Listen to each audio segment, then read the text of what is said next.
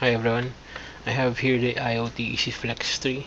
So let's open the box and see what is inside.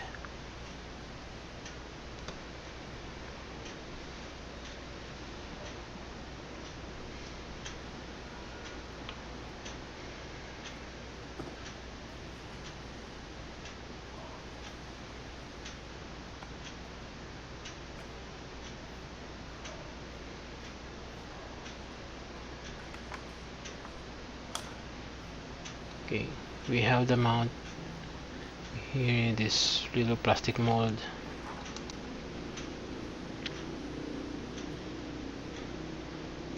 At the bottom of the mount is the sticky suction pad.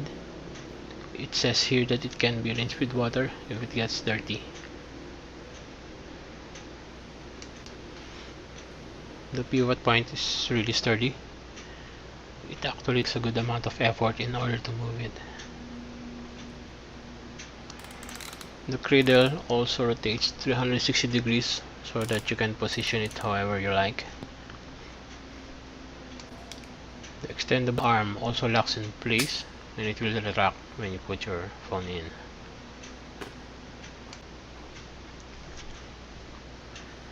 In the box there's the pamphlet with instructions on how to install.